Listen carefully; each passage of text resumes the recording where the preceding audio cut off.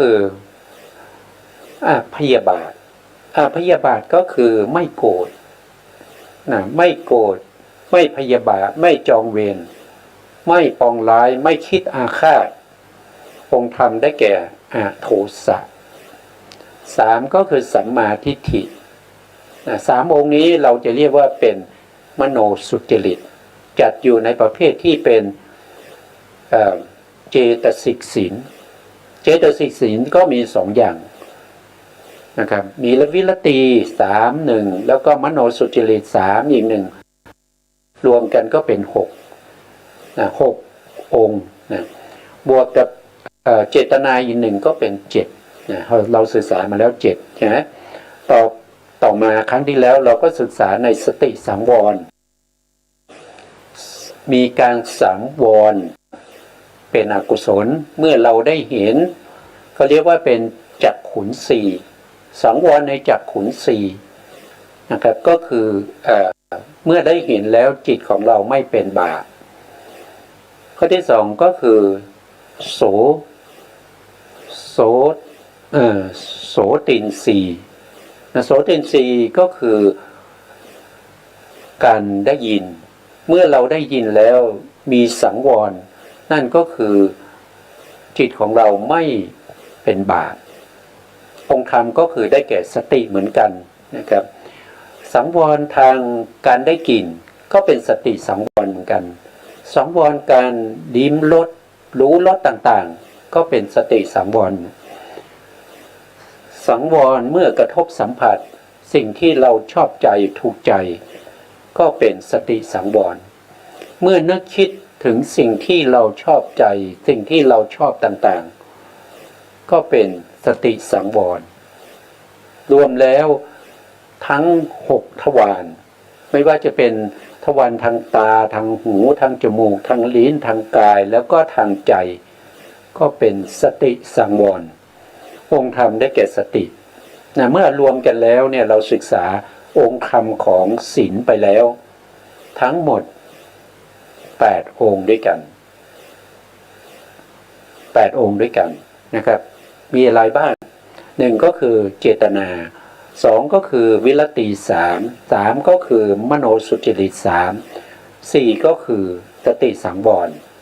เมื่อรวมตัวองค์ธรรมแล้วก็จะมีอยู่ทั้งหมด8องค์นะ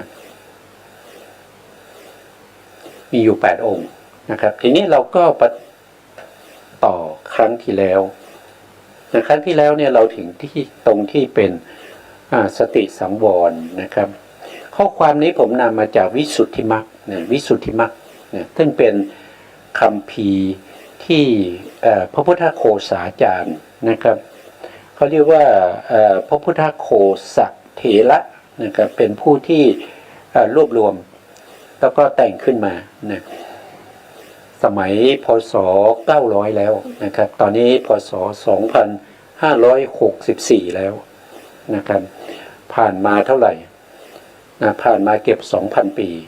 นะครับ1,000 กว่าปีแล้วนะ1,000 กว่าปีแล้วนะ เรามาดูนะครับพระผู้มีพระภาคเจ้าตรัสตอบปัญหาอาชิตามานพว่าอาชิตะกระแสกิเลสเหล่าใดในโลกสติเป็นเครื่องกั้นคือกั้นไว้นะไม่เหมือนกับเขื่อนที่กั้นน้ำไว้ถามว่าน้ำมีอยู่ไหมก็มีอยู่นะครับแต่น้ำจะผ่านจากเขื่อนนี้มาได้เป็นบางส่วนที่เขาบริหารน้ำนะครับแต่ตัวสตินี่เป็นตัวกั้นไว้เฉยๆไม่ได้ประหารกิเลสเป็นตัวกั้นกระแสกิเลสเอาไว้นะซึ่งกระแสเหล่านั้นเรากล่าวว่าสติเป็นเครื่องกั้นกระแสเหล่านั้นนะนี่เป็นเครื่องกั้นนะต่อมานะครับกระแสเหล่านั้นนะกระแสเหล่านั้นจะพึงตัดได้โดยเด็ดขาดด้วยปัญญานะตัวปัญญาเป็นผู้ที่ตัดกระแส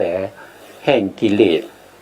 นะก็คือประหารกิเลสเมื่อปัญญาเกิดขึ้นก็มีหน้าที่ในการที่จะตัดกิเลสก็คือประหารกิเลสกิเลสนั้นก็จะไม่เกิดอีกกิเลสนั้นก็จะไม่มารบกวนใจเราอีกแต่ถ้าเป็นสติเนี่ยเป็นตัวที่กั้นถ้าเผลอเมื่อไหร่นะ กิเลสนั้นก็จะเล่นงานเราอีกแต่ถ้าปัญญาเขาตัดไปแล้วเนี่ยกิเลสนั้นจะไม่สามารถที่จะเกิดขึ้นมาได้อีกถ้าปัญญาตัดนะปัญญาตัดนะปัญญาที่ตัดเนี่ยเราศึกษามาแล้วว่าในศึกษาตอนไหนก็ศึกษาในเรื่องของมโนสุจริตที่เป็นสัมมาทิฏฐินะที่พูดถึงเรื่องของการประหารกิเลสนะครับก็จะมีอยู่5อย่างใช่ไหมครับมีตัดทางฆ่าประหารนะครับประหารเป็นครั้งเป็นคราวนะครับแล้วก็วิคัมภนะประหารด้วยการข่มเอาไว้นะครับแล้วก็3ก็คือสมุเฉทประหารก็คือประหารด้วยมรรคจิตทั้ง4ประหารได้ตามสมควรนะตัวที่ประหารก็คือมรรคมีองค์8แต่ตัวประหารจริงๆคือตัวปัญญาถ้าไม่เป็นปัญญาก็ประหารไม่ได้นะครับแล้วก็ปัสสัทธิประหารนั่นก็คือปัญญาที่อยู่ในผลจิตอยู่ในผลจิตแต่ไม่ได้ทำหน้าที่ประหารอะไรเลยเพียงแต่ปัญญาที่เกิดขึ้นในผลจิตคือเสวยผลที่มรรคได้ประหารไปแล้วอันนี้ก็เป็นเรื่องของปัญญาเป็นเรื่องของการตัดกระแสกิเลสเราศึกษาไปแล้วนั้นเพราะฉะนั้นเราก็จะไม่ศึกษาเพิ่มเติมอะไรนะครับเพราะว่าเราจะเดินหน้าต่อไปนะครับอันนั้นปัญญาที่ตัดกระแสนี้ก็เรียกว่าเป็นญาณสังวรญาณสังวรก็เหมือนเดียวกันกับสัมมาทิฏฐิที่เราได้ศึกษาไปแต่ถ้าจะศึกษาเพิ่มเติมก็ได้ก็มีให้ศึกษาในพระไตรปิฎกเนี่ยมากมายนะครับสามารถที่จะศึกษาได้แต่ที่เราศึกษาไปก็พอเพียงแล้วนะครับพอเพียงนะครับพอที่เราจะเข้าใจแล้วศึกษาตอนที่เป็นสัมมาทิฏฐิที่เป็นมโนสุจริตเป็นศีลที่เรียกว่าเป็นเจตสิกศีลนะครับอันนี้เราผ่านไปเลยนะผ่านไปส่วนสังวรนี้ใดซึ่งมาโดยในที่ว่าภิกษุผู้อดทนต่อความหนาวเป็นผู้อดทนต่อความร้อนอันนี้ท่านวงเล็บไว้เกี่ยวกับข้อความเหล่านี้มาจากมัชฌิมานิกายมูลปัญนาเล่มที่12นะครับเล่มที่12ข้อธรรมข้อที่24หรือไปดูในอังคุตตรนิกายฉกนิบาตเล่มที่22ข้อธรรมข้อที่28อันนี้เป็นพระไตรปิฎกของมจร.ก็คือมหาวิทยาลัยมหาจุฬาลงกรณราชวิทยาลัยสังวรนี้ชื่อว่าขันติสังวรนี้ชื่อว่าขันติอันหนึ่งสังวรใดที่มานะครับเดี๋ยวเราต่อไปในสไลด์ต่อไปนะที่มาโดยในอาทิว่าภิกษุย่อมไม่ให้กามวิตกซึ่งเกิดขึ้นแล้วก็ตั้งอยู่ภายในอันนี้มาในพระไตรปิฎกมัชฌิมานิกายมูลปัญนาเล่ม12ข้อธรรมข้อที่26นะครับแล้วก็อังคุตตรนิกายฉกนิบาตอันนี้ก็เป็นพระไตรปิฎกนะครับสองวรนี้ชื่อว่าวิยะนะครับเราก็เอาสติก่อนโทษทีเอาขันติก่อนนะครับวิยะเดี๋ยวเราก็จะต่อนะครับวิยะเราก็ต่อนะครับตรงนี้สังวรนี้ชื่อว่าวิริยะสังวรแม้อาชีวะปาริสุทธิศีลคือความบริสุทธิ์แห่งอาชีพก็ถึงซึ่งอันรวมลงอยู่ในวิริยะสังวรนี้เราก็ไป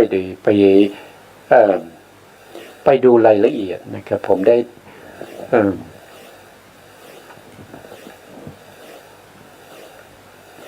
นะครับก็มาดูรายละเอียดนะครับวันนี้นี่เดี๋ยวโทษทีเรามาดูเรื่องของขันติก่อนนะครับขันติ ขันติคือความอดกั้นต่อสิ่งที่ไม่ดีและดี ความอดทนความไม่หวั่นไหวความอดทนเพื่อให้บรรลุเป้าหมายที่ดีงามนะครับหรือบรรลุธรรมนั่นเองนะองค์ธรรมคืออาโทสะนะขันติคืออาโทสะเมื่อองค์ธรรมคืออาโทสะเราก็รู้ว่าขันติเนี่ยมีองค์ธรรมที่เป็นอาโทสะอาโทสะก็ไปซ้ำกันดินะไปซ้ำกับเจตสิกศีลที่เป็นมโนสุจริตเนี่ยพยาบาทก็มีอาโทสะนี้เป็นองค์ธรรมเหมือนกันนะมีองค์ธรรมอันเดียวกันนะมีองค์ธรรมอันเดียวกันธรรมชาติที่ไม่ประทุษร้ายในอารมณ์นะธรรมชาติที่ไม่ประทุษร้ายในอารมณ์แล้วขันตินี้เป็นบารมีด้วยนะครับเป็นบารมีที่พระพุทธองค์ทรงบำเพ็ญด้วยนะเป็นบารมีข้อที่6นะข้อที่6เป็นขันติบารมีนะพระพุทธองค์ได้บำเพ็ญขันติบารมีอย่างยิ่งยวดนะครับตั้งแต่ขันติที่เป็นบารมีแล้วก็เป็นอุปบารมีนะแล้วก็เป็นปรมัตถบารมีพระพุทธองค์ก็ได้ทรงบำเพ็ญมา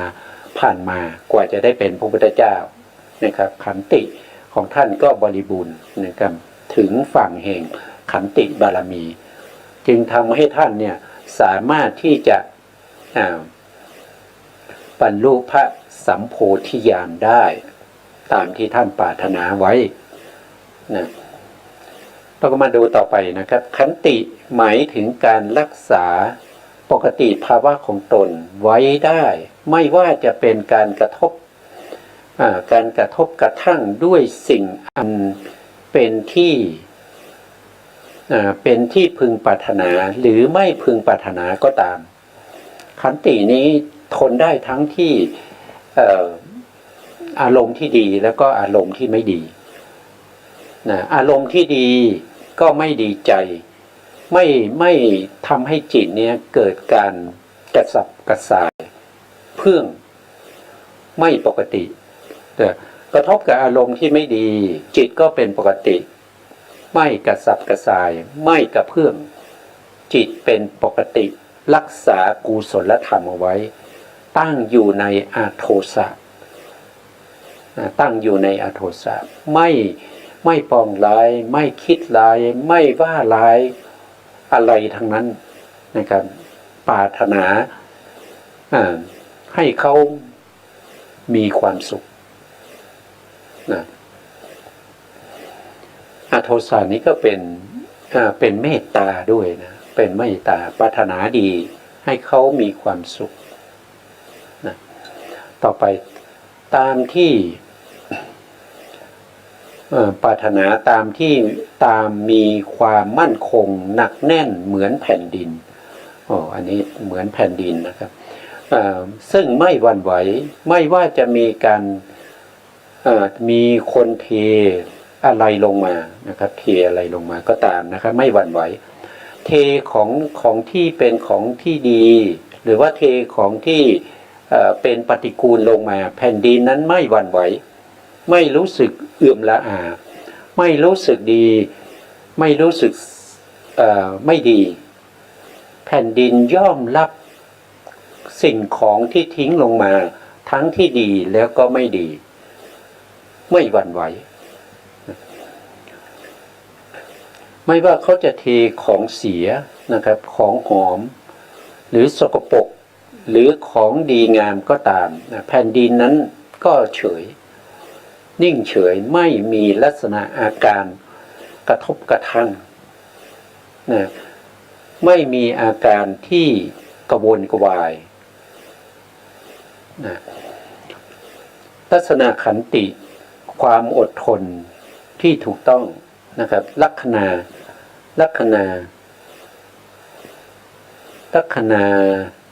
ทิจตุกะตรงนี้ทิจตุกะของขันตินะต้องเป็นอย่างนี้นะของขันติความอดทนที่ถูกต้อง นะครับลัคนาที่จตุกะของขันติเรามาดูอันนี้เป็นลักษณะนะครับผมเข้าใจผิดนะโทษทีลักษณะขันติหรือความอดทนที่ถูกต้องจะเป็นอย่างนี้นะอดทน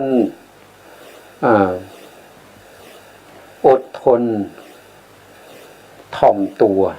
นะหรือหลีกเลี่ยงจากความชั่วให้ได้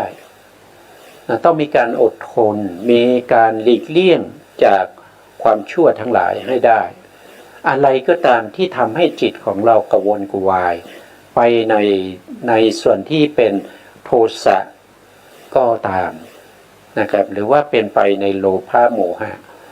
ก็สามารถที่จะอดทนต่อสิ่งนั้นได้นะไม่ให้จิตของเราเป็นอกุศลนะอดทนทำความดีต่อไปนะอดทนรักษาใจไว้ไม่ให้เศร้าหมองด้วยอำนาจของกิเลสอันนี้เป็นลักษณะของขันติต่อไปนะครับประเภทของขันติความอดทนความอดทนแบ่งออกความอดทนแบ่งตามเหตุที่มากระทบมีอยู่4ประเภทด้วยกันนะความอดทนมีอยู่4ประเภทนะครับหนึ่งก็คืออดทนต่อความลำบากตักตำมีการอดทนต่อสภาพธรรมชาติดินฟ้าอากาศความหนาวหรือความร้อนนะนี่ข้อ2ก็คืออดทนต่อทุกขเวทนาเป็นการอดทนต่อการเจ็บไข้ได้ป่วยทุกขเวทนานะครับเจ็บไข้ได้ป่วยความไม่สบายกายของเราเองนะครับความปวดความเมื่อยสังขารละทุกข์นะเป็นสังขารละทุกข์นะทุกข์เนี่ยก็จะมีอยู่3อย่างไม่ว่าจะเป็นเป็นสังขารละทุกข์นะครับวิปริณามทุกข์แล้วก็มีทุกขทุกข์นะครับทุกขทุกข์ก็คือต้องทนต่อการถูกทำร้ายการถูกทุบตีการถูกยิงการถูกฟันอะไรพวกนี้เป็นทุกขทุกข์นะครับถ้าเป็นสังขารละทุกข์ก็คือที่ปวดเมื่อยนะครับปวดเมื่อยปวดที่มองไม่เห็นนะครับที่มองไม่เห็นเป็นสังขารนะครับปวดเมื่อยปวดเอ็นอะไรพวกนี้นะครับแล้วก็วิปริณามทุกข์วิปริณามทุกข์ก็คือมีการเปลี่ยนแปลงเช่นสุขเนี่ยทนอยู่ในสภาพเดิมไม่ได้นะทนอยู่ในสภาพเดิมไม่ได้ต้องเปลี่ยนแปลงเป็นทุกข์ทุกข์ก็ทนอยู่ในสภาพของความเป็นทุกข์ไม่ได้ก็ต้องมีการเปลี่ยนแปลงไปนั่นก็คือได้แก่วิปริณามทุกข์มีการเปลี่ยนแปลงนะครับถึงมีความทุกข์ถ้าสภาวะธรรมที่ไม่มีการเปลี่ยนแปลงนั่นก็ไม่ใช่ความทุกข์นะครับไม่มีการเปลี่ยนแปลงมีอยู่อย่างเดียวนะครับที่ถ้าเราพูดถึงธรรมทั้งหลายนะครับทั้งหลายที่ในจักรวาลนี้มีอยู่อย่างเดียวที่ไม่มีการเปลี่ยนแปลงนั่นก็คือได้แก่พระนิพพานนอกนั้นต้องมีการเปลี่ยนแปลงสลายไปตลอดเวลานะครับจะใช้เวลานานหรือไม่นานก็แล้วแต่นะครับก็เรียกว่าเป็นการเปลี่ยนแปลงเป็นวิปริณามทุกข์3ก็คืออดทนต่อความเจ็บใจอันนี้เป็นทางใจแล้วเจ็บใจเป็นการอดทนต่อความโกรธอันนี้ก็เป็นโทสะความไม่พอใจก็เป็นโทสะขัดใจก็เป็นโทสะอันเกิดจากคำพูดที่ไม่ชอบใจกิริยามารยาทที่ไม่งามบางคนเพียงถูกคนโน้นกระทบทีคนนี้กระทบทีเขาว่าหน่อยค่อนขอดนิดก็อดอึดอัดเจ็บใจบางคนต่อความทนต่อความเจ็บใจ ได้ได้บ้างนะครับบางคนเดี๋ยวนะครับ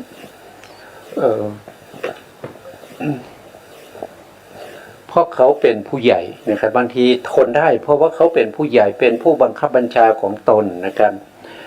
ถึงจะทนไม่ได้ก็ตามแต่ก็ต้องอดทนนะครับต้องอดทนเพราะว่าเขาเป็นผู้ใหญ่เขาเป็นหัวหน้าเราเขาเป็นผู้บังคับบัญชาเราไม่พอใจเราก็ต้องอดเอาไว้นะครับอดเอาไว้จริงๆแล้วไม่พอใจนั่นก็คือเป็นอกุศลแล้วไม่ใช่ศีลแล้วนะศีลต้องเป็นกุศลนะอย่างนี้ก็ถือว่ายังไม่เรียกว่าขันตินะไม่เรียกว่าขันตินะเพราะว่าใจไปแล้วใจไม่อดทนแล้วแต่อาการกิริยาต้องอดกั้นเอาไว้ไม่แสดงออกมานะไม่แสดงออกมาทางแววตาสีหน้าท่าทางกิริยาอาการต่างๆเป็นปกติแต่ในใจมันเจ็บแค้นเหลือเกินนะครับถูกผู้บังคับบัญชาหรือหัวหน้างานนะครับว่าเอานะอย่างนี้เขาไม่เรียกว่าเป็นขันติละนะครับเพราะว่าขันติจะต้องเป็นกุศลเท่านั้นเป็นอโทสะเท่านั้นนะแต่นี้ไม่ใช่แล้วนี่เป็นโทสะนะครับบางคนก็ทนต่อความเจ็บใจต่อคำพูดของคนระดับเดียวกันนะครับพรรคพวกเนี่ยเพื่อนฝูงที่ทำงานด้วยกันก็ถือว่ามีขันติระดับกลางส่วนคนที่มีขันติจริงๆนั้นนะต้องทนต่อการกระทบเปรียบเปรยการทำให้เจ็บอกเจ็บใจจากคนใต้บังคับบัญชาหรือผู้ต่ำกว่าเราแบบนี้เนี่ยก็คือสามารถที่จะทนได้นะลูกน้องเรามาว่านะครับว่าหัวหน้าน่าจะ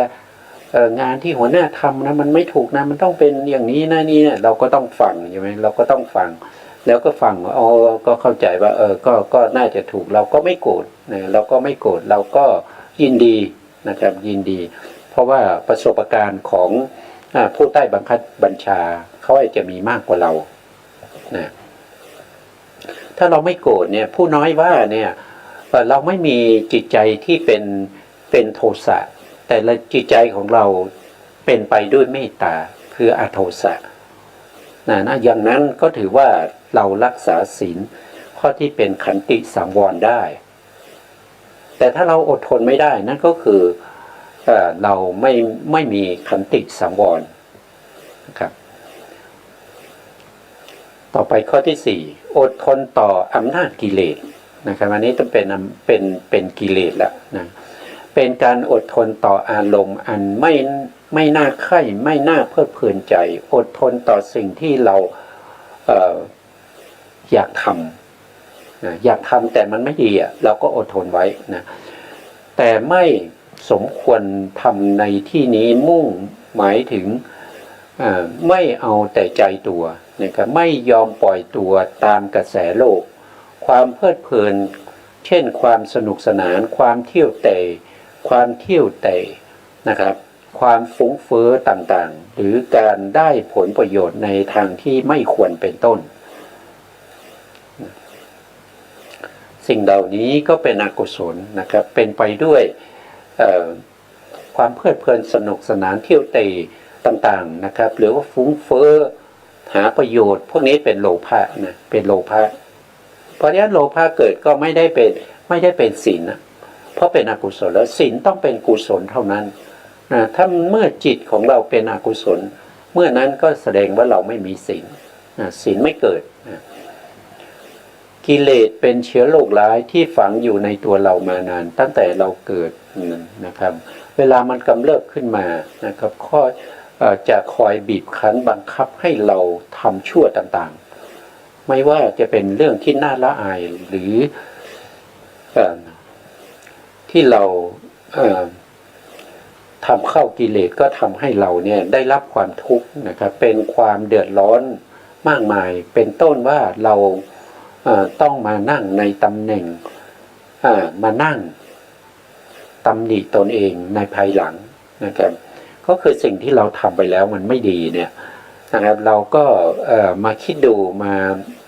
พิจารณาดูก็เห็นว่าเราไม่ควรทำอย่างนั้นเลยนะเราทำไปทำไมเราน่าจะทำอย่างนี้แต่เราทำไมไม่ทำอันนี้ก็เป็นอกุศลนะเขาเรียกว่าเป็น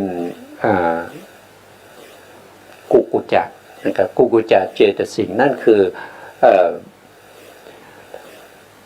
ไม่ชอบใจไม่ชอบใจในอกุศลธรรมที่ทำแล้วก็ไม่ชอบใจในกุศลธรรมที่เราไม่ได้ทำอันนี้ก็เป็นกุกุจจะเป็นความรำคาญใจนั่นก็เป็นกิเลสเหมือนกันนั้นเป็นกิเลสก็เราไม่มีศีลแล้วเลยนะศีลเป็นกุศลธรรมนะครับกุกุจจะนี่เขาเป็นกิเลสนะเป็นนิวรณ์ด้วยนะครับเป็นนิวรณ์ด้วยเป็นความรำคาญใจนะไม่อันนี้ก็ไม่ดีนะครับแสดงว่าเราไม่มีความอดทนแล้วนะครับอุบายเป็นอารมณ์ภายนอกที่คอยกระตุ้นกิเลสให้กำเริบและลุกลามอยู่ในใจอารมณ์ก็คือสิ่งที่มากระทบก็คือสิ่งที่เห็นได้ด้วยตาในที่นี้หมายถึงจิตนะคือจักขวิญญาณเป็นผู้เห็นนะเสียงที่มากระทบกับโสตประสาททำให้โสตวิญญาณเกิดขึ้นมารู้เสียงนั้นเกิดความไม่พอใจไม่ชอบใจลุกลามอยู่ภายในใจนั่นก็คือเดิมเนี่ย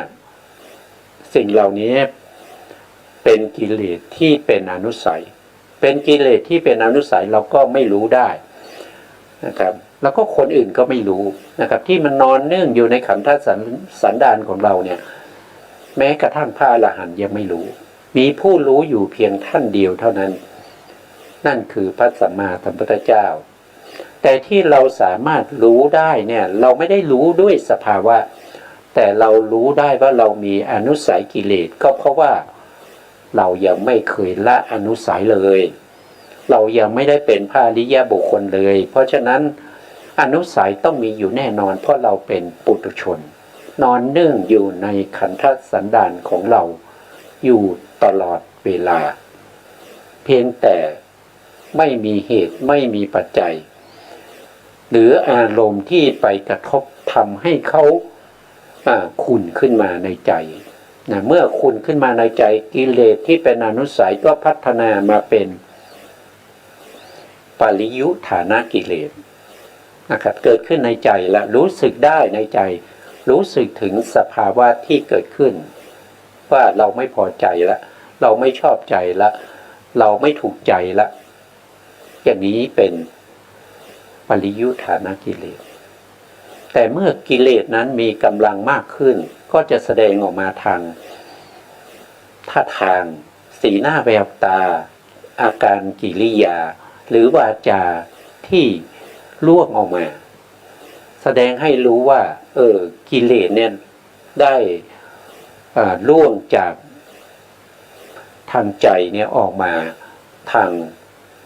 กายแล้วอันนั้นเป็นวีติกัมมะกิเลสเพราะฉะนั้นกิเลสเนี่ยก็มีอยู่3ระดับด้วยกัน3ระดับที่1ก็คือนอนเนื่องอยู่ในขันธสันดานเป็นกิเลสที่ละเอียดอ่อนรู้ได้ยากไม่สามารถที่จะรู้ได้ด้วยคนปกติทั่วไปจะรู้ได้เฉพาะพระสัมมาสัมพุทธเจ้าเท่านั้นนะระดับที่2ก็เรียกว่าเป็นปริยุฐานะกิเลสเป็นกิเลสที่เกิดขึ้นมาในใจนะครับอยู่ในใจแล้วแต่เรายังไม่ได้แสดงออกมาทางกายหรือทางวาจาก็เรียกว่าเป็นปริยุฐานะกิเลสแต่เมื่อไหร่ที่เราทนไม่ได้เราแสดงออกมาทางวาจาหรือทางกายก็จะเรียกว่าเป็นวีติกัมมะกิเลสทั้งที่เป็นปริยุฐานะกิเลสหรือว่าวีติกัมมะกิเลสอันนั้นก็ไม่ได้เป็นศีลแล้วไม่ได้มีขันติสังวรแล้วไม่ได้มีอโทสะแล้วมีแต่โทสะมีแต่โมหะเพียงแต่ว่ายังไม่ล่วงออกมาทางกายและวาจาอย่างนี้ก็ถือว่าเราไม่มีศีลแล้วนะถ้าเรามีศีลนั่นแสดงว่ามีอนุสัยกิเลสอย่างเดียวท ที่นอนนึ่งอยู่ในขันธสันดานแต่จิตของเราเป็นมหากุศลนะจิตเป็นมหากุศลแต่เบื้องลึกอนุสัยยังนอนนิ่งอยู่ในขันธสันดานอย่างนี้เป็นเรามีศีลละเรามีอาโทสะละเรามีเมตตาแล้วนะเรามีเมตตาต่อผู้ร่วมงานเรามีเมตตาต่อผู้ใต้บังคับบัญชาของเราเรามีเมตตาต่อเพื่อนฝูงนะขณะที่เรามีเมตตานั่นก็แสดงว่าเราไม่มีโทสะนะครับอันนี้ก็เป็นเกี่ยวข้องไปถึงเมตตาด้วยนะเมตตานี้มีองค์ธรรมเดียวกันกับขันตินะเป็นนิสัยที่ไม่ดีนะเป็นสันดานชั่วนะที่แก้ไขได้ยากบุคคลบางคนนะทนต่อความลำบากตักตำได้ทนต่อทุกขเวทนาได้ทนต่อความเจ็บใจจากผู้ใต้บังคับบัญชาแต่ที่ทนได้ยากที่สุดนั่นก็คือทนต่ออำนาจของกิเลสไม่ได้นะมีบางคนนะสามารถที่จะทนต่อการต่อว่าของผู้น้อยนะแต่ว่ากิเลสในใจเนี่ยทนไม่ได้นะตัวอย่างเช่นชายบางคนนะอดทนต่อแดดต่อฝนนะครับสารพัดเข้าเงินมาให้ก็ไม่รับนะครับเข้าปืนมาขู่บังคับให้รับก็ไม่รับนะครับแต่เมื่อไปพบกับสาวนะผู้หญิงมาอ้อนอ่อนนะครับเอาใจเข้านิดหน่อยนะครับก็เผลอนะครับก็เผลอแล้วก็ล่วงศีลไปได้นะครับล่วงศีลไปได้อันนี้ก็เป็น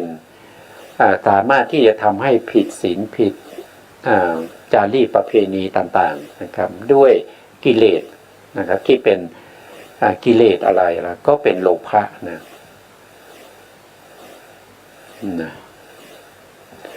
ก็เป็นโลภะกิเลสนะครับที่มีอยู่ในใจนั่นเองนี่ก็เป็นเรื่องของความอดทนนะครับแล้วสรุปอีกทีนะครับเรื่องของความอดทนเนี่ยก็คือทำยังไงก็ตามนะครับเราจะทำยังไงให้จิตของเราเนี่ยจิตในที่นี้หมายถึงว่ากิเลสที่เป็นปริยุทธานะกิเลสที่ไม่เกิดขึ้นในใจของเรานะครับไม่ว่าจะเป็นความอยากได้ก็เป็นโลภะเป็นอะไรเป็นอภิชฌานะครับแต่เมื่อโลภะเนี่ยไม่ได้จัดอยู่ในประเภทของขันตินะขันติสังวรนี่คือไม่โกรธนะครับเป็นอโทสะว่าโดยองค์ธรรมคือไม่โกรธแล้วก็จะต้องมีเมตตาด้วยไม่ว่าสิ่งนั้นที่มากระทบกับเราจะเป็นสิ่งที่ดีก็ตามนะสิ่งที่ดีก็ตามสิ่งที่ไม่ดีก็ตามเราต้องอดทนได้ไม่ใช่ว่าเราอดทนต่อความเย็นความร้อนแค่นั้นไม่ใช่นะเราต้องอดทนต่อทั้งที่เป็นความเจ็บไข้นะครับแล้วก็ต้องอดทนต่อกิเลสด้วยนะกิเลสที่เกิดขึ้นในใจของเราเนี่ยเราต้องมีเมตตานะครับเราต้องกำจัดซึ่งพยาบาทเราต้องกำจัดเสียซึ่งโทสะนะครับให้มีโทสะคือเมตตานี่ก็เป็นเรื่องของขันติสังวร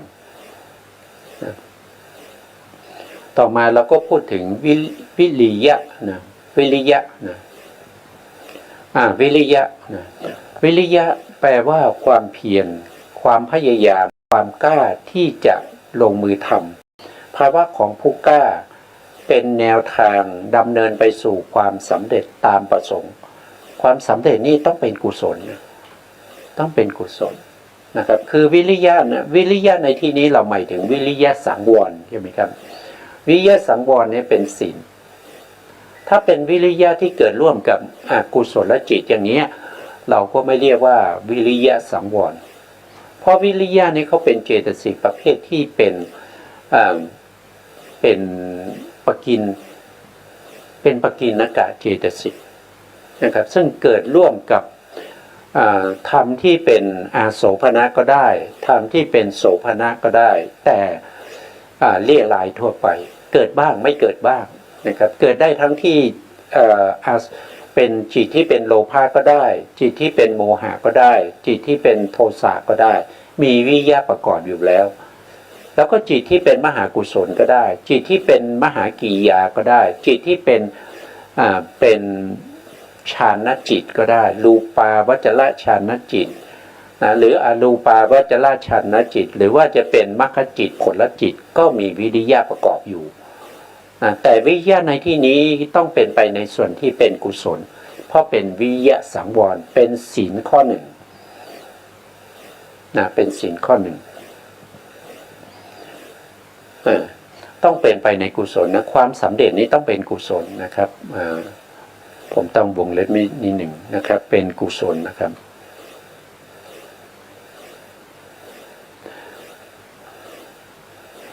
ถ้าเป็นอกุศลไม่ใช่ละนะไม่ใช่ละถ้าเป็นอกุศลก็ไม่ใช่นะครับหมายถึงการลงมือปฏิบัติลงมือทำงานที่ตนชอบนะที่ตนละทำด้วยความภาคเพียรพยายามทำให้เกิดทำไปด้วยความสนุกนะครับกล้าหาญกล้าเผชิญกับสิ่งที่เป็นทุกข์ยากปัญหาอุปสรรคที่จะเกิดขึ้นหากมีอุปสรรคขัดข้องขัดขวางอย่างใดก็เพียรพยายามที่จะปัดเป่าให้หมดสิ้นไปโดยไม่ย่อท้อไม่สิ้นหวังเดินหน้าเลื่อยไปจนเป้าหมายนั้นสำเร็จก็คือเป็นในขณะนั้นจะต้องเป็นกุศลด้วยสำเร็จก็วิริยะนี่เขาเป็นธรรมที่ประกอบอยู่ในหลายส่วนนะเพราะเขาเป็นที่เราพูดแล้วว่าเขาเป็นปกิณณกะเจตสิกนะครับเป็นปกิณณกะเจตสิกเดี๋ยวมีข้อความอยู่นะครับวิริยะเป็นเหตุให้กล้าลงมือทำงานและกล้าเผชิญหน้ากับปัญหาอุปสรรคขณะที่ทำงานตรงข้ามนะครับหากขาดความพยายามเสียแล้วก็ไม่สามารถที่จะบรรลุเป้าหมายได้ดังที่พระพุทธองค์ได้ตรัสไว้ว่าคนจะล่วงทุกข์ไปได้เพราะความเพียรอันนี้ต้องมีความเพียรนะครับวิริยะลำพังหมายถึงว่าการปราลบความเพียรลงมือทำความเพียรอย่างเข้มแข็งเด็ดเดี่ยววิริยะลำพังเป็นถ้อยคำที่ชักชวนให้เกิดความเพียรนะครับมีอยู่5ข้อนะครับมีอยู่5ข้อนะครับในกถาวัตถุ10กถาวัตถุ10เนี่ยเราก็เคยศึกษาไปนะกถาวัตถุ10ในพระสูตรที่ชื่อว่าลัทธวินีทสูตรในเรื่องของอะไรก็คือเรื่องของวิสุทธิ7นะครับวิสุทธิ7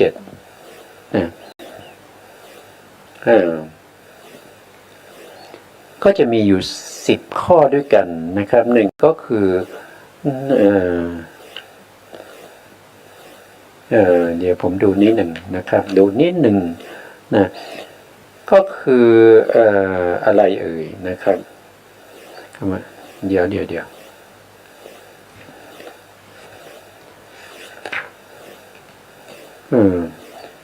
ก็จะมีมากน้อยนะครับหายังไม่เจอนะครับก็พูดคร่าวๆนะครับมีมากน้อยนะมีมากน้อยมีสันโดษมีวิเวกปราลบความเพียรนะแล้วก็มีอะไรหาเวลาจำเป็นหาไม่เจอนะเพราะว่าเวลาเราไม่ได้ใช้เนี่ยนานๆเข้ามันก็ลืมเป็นธรรมดานะครับนะก็ไม่เป็นไรนะเราเคยศึกษาไปแล้วนะครับดูจากครั้งก่อนๆก็ได้นะครับมีอยู่10อย่างนะครับถ้านึกออกจะบอกนะครับคาถาวัตถุ10เนี่ยมากน้อยสันโดษมากน้อยสันโดษวิเวก ปรารภความเพียรนะไม่คุกคีนะไม่คุกคีมีปัญญานะครับมีวิมุตติญาณทัศนะอะไรพวกนี้นะครับวิริยะในหลักธรรมในทางพระพุทธศาสนานะครับวิริยะในพระพุทธศาสนาของเรานะครับก็จะมีอยู่หลายหมวดด้วยกันนะครับเช่นอิทธิบาท4ในอิทธิบาท4ก็คือวิริยะวิริยาธิปตินะวิริยาธิปติก็คือมีความเป็นอธิบดีนะวิริยะเข้าถึงความเป็นอธิบดีวิริยะนี้เมื่อประกอบกับชวนะจิตที่มีเหตุสองขึ้นไปเนี่ยก็สามารถที่จะเข้าถึงความเป็นอธิบดีได้นะก็คือคุณธรรมที่นำไปสู่ความสำเร็จแห่งผลที่มุ่งหมายนะครับอันนี้ก็เป็นวิริยะเป็นวิริยาธิปตินะต่อมาวิริยะที่อยู่ในพละห้านะครับก็เป็นวิริยะพละนะครับวิริยะพละก็คือธรรมที่มีกำลังนะครับมีกำลังแล้วก็มีในอินทรีย์ห้าด้วยนะอินทรีย์ห้าก็จะเป็นวิริยินทรีย์นะวิริยินทรีย์ต่อไปนะครับนอกจากนั้นก็ยังมีในโพชฌงค์อีกนะโพชฌงค์ก็จะเป็นวิริยะสามโพชฌงค์วิริยะสามโพชฌงค์ถ้ามีในบารมี10ก็มีนะครับในบารมี10ก็มีวิริยะอยู่นะวิริยะก็เป็นวิริยะบารมีนะวิริยะบารมีก็มีอยู่3ระดับมีทั้งวิริยะบารมีแล้วก็เป็นวิริยะอุปปารมีแล้วก็วิริยะปรมัตถบารมีนะวิริยะบารมีก็คือมีความเพียรในการที่ทำงานทั่วๆไปด้วยกำลังนะเป็นธรรมดาทั่วไปนะครับแต่ถ้าเป็นวิริยะที่เป็นอุปบารมีก็คือเป็นวิริยะที่ไม่ย่อหย่อนนะครับแม้กระทั่งจะต้องต่อสู้นะครับกับสิ่งเหล่านั้นด้วยการสละอวัยวะก็ตามนะครับไม่ย่อท้อยไม่ย่อท้อไม่ย่อท้อนะครับโทษทีไม่ย่อท้อเป็นผู้กล้าในการที่จะบักบั่นมั่นคงอุตสาหะในการที่จะทำงานให้สำเร็จถ้าเป็นประเภทที่เป็นปรมัตถะวิริยะที่เป็นปรมัตถบารมีก็จะเป็นประเภทที่มีความเพียรมากนะครับสามารถที่จะทำสิ่งเหล่านั้นด้วยอะไรด้วยชีวิตนะครับสามารถที่จะสละชีวิตได้นะครับในการที่ทำงานต่างๆอย่างเช่นพระโพธิสัตว์สมัยที่เป็นวิริยะบารมีใครนะ มหาชนกนะครับมหาชนกเนี่ยก็บำเพ็ญวิริยะบารมีนะครับก็ว่ายน้ำนะข้ามมหาสมุทรนะครับเมื่อเรืออับปางกลางทะเลก็ว่ายน้ำข้ามมหาสมุทรโดยมองไม่เห็นฝั่งก็ว่ายไปนะครับยอมไม่ทำอะไรเลยอยู่กลางทะเลก็ต้องตายเหมือนกันนะครับเมื่อทำความเพียรด้วยกันว่ายไปถึงแม้ว่าจะไม่เห็นฝั่งก็เป็นวิริยะนะครับถึงแม้จะตายก็ยอมนะก็ยอมนะครับต้องว่ายต้องมีวิริยะนะครับอันนี้ก็เป็นวิริยะที่เป็นปรมัตถบารมีนะถ้าเป็นวิริยะเจตสิกนะครับวิริยะเจตสิกวิริยะเจตสิกในพระอภิธรรมในมีการกล่าวถึงวิริยะนะครับวิริยะมีเป็นเจตสิกนะครับเป็นธรรมชาติที่มีความพยายามในอารมณ์นะโดยอภิธรรมนะครับวิริยะเจตสิกเป็นธรรมชาติที่อดทนต่อความลำบากคล้ายๆกับขันติเลยนะที่เกี่ยวข้องกับการงาน นะทั้งฝ่ายดีและไม่ดีคล้ายๆกับขันติเหมือนกันนะครับวิริยะจะต้องมีความพยายามในการที่จะทำการงานที่ยุ่งยากแล้วก็ทำได้ยากนะครับพยายามที่จะต้องทำให้สำเร็จนะลักษณะที่จตุกะของวิริยะหนึ่งก็คือมีความอดทนต่อสู้กับความลำบากเป็นลักษณะสองมีความอุดหนุนธรรมที่เกิดพร้อมกันกับตนไม่ให้ท้อถอยเป็นกิจสามมีการไม่ท้อถอยเป็นผลสี่มีความสลดคือสังเวควัตถุ8เป็นเหตุใกล้หรือมีวิริยะลัมภะ8เป็นเหตุใกล้นะครับอันนี้ก็เป็นลักษณะที่จตุกะของวิริยะนะจิตและเจตสิกที่เกิดขึ้นพร้อมกับวิริยะเจตสิกย่อมมีความอุตสาหะภาคเพียรไม่ท้อถอยเพราะอำนาจของวิริยะนั่นเองช่วยอุดหนุนไว้ส่วนการที่วิริยะเกิดขึ้นได้นั้นนะครับเพราะอาศัยเหตุมีอะไรนะครับเหตุนั้นก็คือได้แก่สังเวควัตถุ8ก็ได้แก่หนึ่งก็คือการเกิดก็คือชาติชาตินี้เป็นทุกข์นะการเกิดเป็นทุกข์สองก็คือชราก็เป็นทุกข์สามพยาธิคือความเจ็บไข้ได้ป่วยก็เป็นทุกข์สี่มรณะก็เป็นทุกข์ห้านึกถึงทุกข์ในอบายทุกข์ในอบายนะครับนึกถึงว่าถ้าเราไม่มีความเพียรไม่มีความพยายามในการที่จะทำกุศลสร้างบารมีเนี่ยเราก็จะต้องไปเกิดในอบายแน่นอนนะครับไปเกิดในนรกในเปรตอสุรกายหรือสัตว์เดรัจฉานได้ถ้าเรามีความเพียรที่จะทำคุณงามความดีกำจัดอกุศลก็จะข้ามพ้นจากอบายไปได้หรือว่าทุกข์ในอดีตที่มีมาแล้วเป็นมูลนะครับเราก็นึกถึงในอดีตในสังสารวัฏที่เราผ่านมาที่เราผ่านมาเนี่ยเราก็เคยทุกข์มาแล้วนะครับเราก็เคยทุกข์มาแล้วเราก็เคยเกิดเคยแก่เคยเจ็บเคยมีพยาธิแล้วก็ตายนะครับวนเวียนอยู่อย่างนี้เป็นวัฏสงสารอันนี้ก็เป็นมูลเหตุให้มีความเพียรได้นะครับนึกถึงอนาคตว่าวัฏสงสารที่เราจะต้องไปเกิดในอนาคตก็ยังมีอีกมากมายถ้าเราไม่ทำความเพียรเราไม่พยายามที่จะเจริญวิปัสสนาให้เข้าถึงอริยมรรคอริยผลเนี่ยเราก็จะต้องมีการเวียนว่ายตายเกิดอยู่แน่นอนนึกถึงทุกข์ในปัจจุบันนะครับที่เราจะต้องมีการ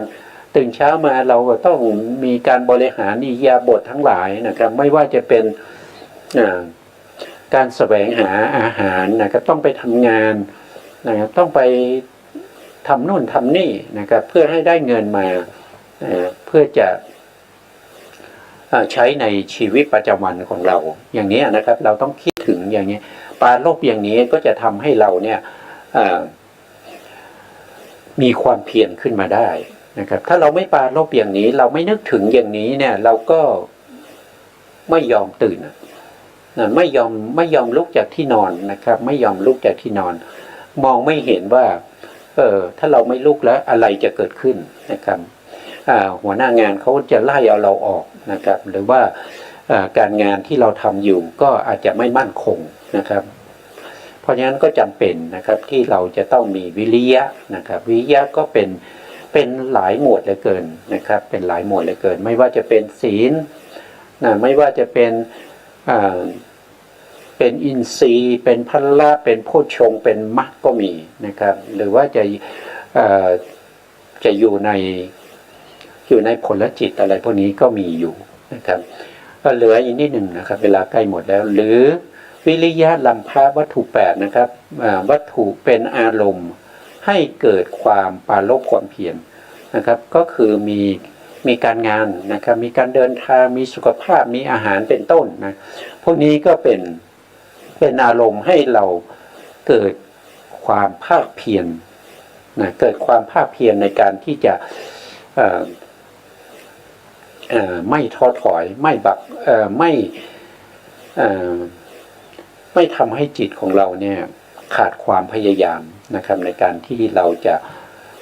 ทำคุณงามความดีนะครับเราก็จะต้องมีวิริยะนะครับมีวิริยะเพราะวิริยะนี้เป็นธรรมที่มีอุปการะต่อคุณธรรมเหมือนกันนะครับวันนี้เราก็มาถึงช่วงท้ายของรายการนะครับหมดเวลาพอดีนะครับสุดท้ายนี้ขอบพระคุณพระครูสมุทรวิสุวัฒน์วรกิจโจผู้อำนวยการสถานีวิทยุเพื่อการศึกษาพระพุทธศาสนาและวัฒนธรรม FM 104.5 เมกะเฮิรตซ์วัดป่าหินจังหวัดเชียงใหม่และขอบพระคุณพระครูปริยัติยานุศาสตร์ขอบคุณท่านผู้ฟังและผู้ชมทุกท่านที่ติดตามในรายการพระไตรปิฎกลอยฟ้าพบกันใหม่ในโอกาสต่อไปครับวันนี้ลาไปก่อนครับสวัสดีครับ